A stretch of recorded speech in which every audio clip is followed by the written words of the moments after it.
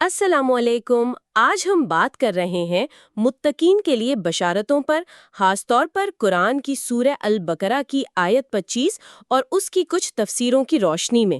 وعلیکم السلام۔ جی بالکل، آج کا موضوع بہت اہم ہے، یعنی جنت کے وہ انعامات جو ایمان لانے والوں اور نیک عمل کرنے والوں کے لیے تیار کیے گئے ہیں۔ تو ہم اس کا آپ کہہ لیں گہرائی میں جائزہ لیں گے۔ جی، مقصد صرف نعمتوں کی فہرست جاننا نہیں، بلکہ یہ سمجھنا ہے کہ یہ تفصیلات ایمان اور عمل صالح کی اہمیت کو کیسے واضح کرتی ہیں۔ ٹھیک ہے، تو آئیے آیت سے ہی شروع کرتے ہیں۔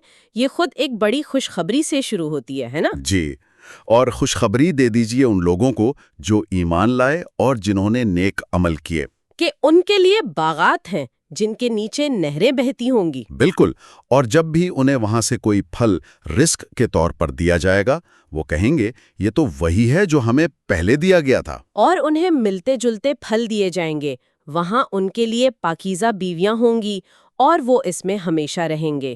یہ تو آیت کا متن ہوا۔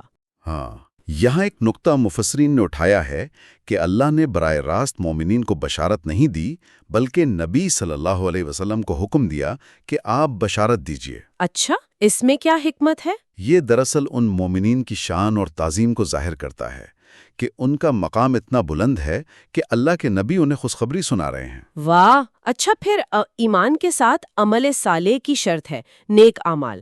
اس کی کیا وضاحت ملتی ہے ان ذرائع میں؟ دیکھیے، عمل صالح پر بہت زور ہے۔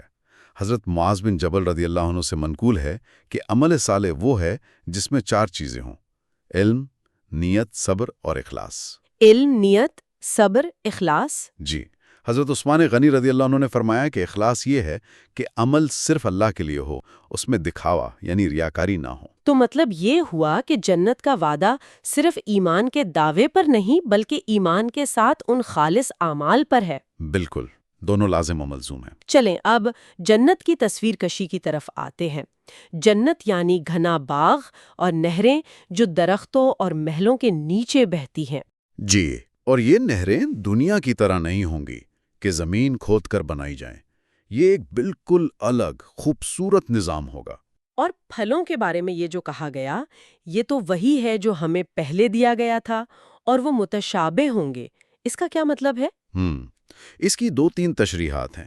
ایک تو یہ کہ وہ دیکھنے میں دنیا کے پھلوں جیسے ہوں گے تاکہ جنتی ان سے مانوس ہوں، اجنبیت محسوس نہ ہو۔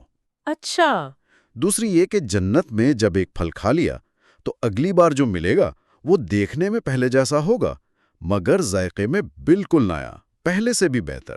اوہ، یعنی ہر بار ایک نئی لذت، ایک نیا سرپرائز۔ جی ہاں، یا متشابہ کا یہ مطلب بھی لیا گیا ہے کہ وہ رنگت میں ایک جیسے ہوں گے مگر ذائقہ مختلف، یا یہ کہ سارے ہی پھل اعلیٰ معیار کے ہوں گے، کوئی کمتر نہیں ہوگا۔ یہ تو کمال ہے۔ اچھا، کھانے پینے کا ذکر ہے تو ایک حدیث میں آتا ہے کہ وہاں فضلات نہیں ہوں گے۔ جی، یہ بھی ایک حیران کن پہلو ہے۔ کھائیں گے مگر پیشاب پاخانے کی ضرورت نہیں ہوگی، وہ سب ایک خوشبودار ڈکار یا مشک جیسے پسینے سے تحلیل ہو جائے گا۔ سبحان اللہ، اور تسبیح و تحمید سانس کی طرح فطری ہوگی۔ بالکل، جیسے ہمیں سانس لینے میں کوشش نہیں کرنی پڑتی، ایسے ہی اللہ کی حمد و ثنا ان کی طبیعت بن جائے گی۔ پھر آیت میں ازواج مطہرہ کا ذکر ہے، پاکیزہ بیویاں۔ ہاں، مطہرہ یعنی پاک کی ہوئی۔ اس سے مراد حوریں بھی ہیں جو جنت کی خاص مخلوق ہیں، اور وہ نیک دنیاوی بیویاں بھی جو جنت میں جائیں گی۔ انہیں پاک کیسے کیا جائے گا؟ انہیں ہر قسم کی ظاہری اور باطنی ناپاکی سے پاک کر دیا جائے گا۔ حیض، نفاس، تھوک، رینٹ، بد کلامی، برے اخلاق، ہر عیب سے پاک۔ مطہرہ میں مبالغہ ہے، یعنی اللہ نے خود انہیں خوب پاک کیا ہے۔ تو وہاں ایک مکمل پاکیزگی کا ماحول ہوگا۔ یقیناً۔ اور آخر میں ہم فیہا خالدون، وہ اس میں ہمیشہ رہیں گے۔ یہ تو بہت بڑی تسلی کی بات ہے۔ یہ شاید سب سے اہم نقطہ ہے۔ دنیا کی ہر نعمت، ہر خوشی عارضی ہے، اس پر زوال کا ڈر رہتا ہے، لیکن جنت کی نعمتیں دائمی ہیں، ختم نہ ہونے والی۔ یہ ابدی زندگی کا تصور ہی اصل خوشی ہے۔ ان قرآنی تفصیلات کے علاوہ احادیث میں بھی تو جنت کی بہت سی تصویریں ملتی ہیں۔ جی بالکل، بہت زیادہ تفصیلات ہیں۔ مثلاً جنتیوں کے چہروں کی چمک 14ویں کے چاند جیسی ہوگی۔ اچھا، سونے کی کنگھیاں ہوں گی، پسینہ مشک جیسا مہکے گا۔ ہر شخص کی کم از کم 2 بیویاں حور عین ہوں گی، جو اتنی خوبصورت ہوں گی کہ ان کی پنڈلی کا گودا وہ بھی لباس اور گوشت کے پار سے نظر آئے گا۔ یہ تو ناقابل تصور حسن ہے۔ جی، اور سب کا قد حضرت آدم علیہ السلام جیسا، یعنی 60 ہاتھ لمبا ہوگا، اور سب کا اخلاق ایک جیسا، بہترین، کوئی اختلاف، کوئی بغض نہیں ہوگا۔ ایک حدیث میں حور کے دوپٹے کا بھی ذکر ہے۔ ہاں، کہ جنت کی حور کا صرف دوپٹہ ہی دنیا اور اس میں جو کچھ ہے سب سے بہتر ہے۔ اللہ اکبر! اور جنت کی ایک عمومی تعریف بھی کسی حدیث میں ہے؟ جی، ایک لمبی حدیث ہے جس میں جنت کو بیان کیا گیا ہے کہ وہ چمکتا ہوا نور ہے، لہلہاتا ہوا باغ ہے، بلند محل ہیں، بہتی نہریں ہیں، پکے ہوئے پھل ہیں، خوبصورت بیوی ہے، عمدہ لباس ہیں، اور ہمیشہ کی زندگی ہے، امن و امان والی جگہ میں۔ یہ تو واقعی ایک مکمل تصویر ہے۔ اچھا، ایک بازار کا بھی ذکر آتا ہے، جنت کا بازار؟ جی، صحیح مسلم کی حدیث ہے کہ جنت میں ایک بازار ہوگا جہاں جنتی ہر جمعے جایا کریں گے۔ وہاں ایک شمالی ہوا چلے گی جو ان کے چہروں اور کپڑوں پر لگے گی تو ان کا حسن اور خوبصورتی بڑھ جائے گی۔ اچھا، یعنی ہر جمعہ مزید خوبصورت ہو جائیں گے؟ جی، اور جب وہ اپنے گھر والوں کے پاس لوٹیں گے تو وہ بھی پہلے سے زیادہ حسین ہو چکے ہوں گے، تو دونوں ایک دوسرے کی بڑھی ہوئی خوبصورتی کو دیکھ کر خوش ہوں گے۔ یہ تو بڑا دلچسپ سماجی پہلو ہے۔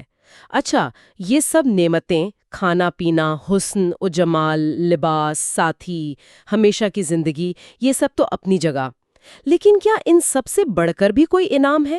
یہی اصل سوال ہے، اور اس کا جواب ہے ہاں۔ حدیث قدسی میں اللہ تعالیٰ فرماتا ہے کہ میں نے اپنے نیک بندوں کے لیے وہ نعمتیں تیار کی ہیں جو نہ کسی آنکھ نے دیکھیں، نہ کسی کان نے سنی، اور نہ کسی انسان کے دل میں ان کا خیال آیا۔ یعنی ہمارے تصور سے بھی بالا۔ بالکل، اور پھر سب سے بڑی نعمت، تمام نعمتوں کا نقطۂ عروج، وہ ہے اللہ کی دائمی رضا، کہ اللہ ان سے ہمیشہ کے لیے راضی ہو گیا، اور پھر اللہ کا دیدار۔ اللہ کا دیدار۔ جی، اس سے بڑی کوئی نعمت، کوئی لذت، کوئی کامیابی جنت میں بھی نہیں۔ تو خلاصہ یہ ہوا کہ ان تمام ذرائع سے جو تصویر بنتی ہے وہ جنت کو محض ایک باغ نہیں بلکہ ایک ایسی ناقابل تصور حقیقت کے طور پر پیش کرتی ہے جہاں جسمانی، روحانی، سماجی ہر طرح کی خوشی ہے، مکمل پاکیزگی ہے، ہمیشگی ہے، اور سب سے بڑھ کر اللہ کی رضا اور اس کا قرب حاصل ہے۔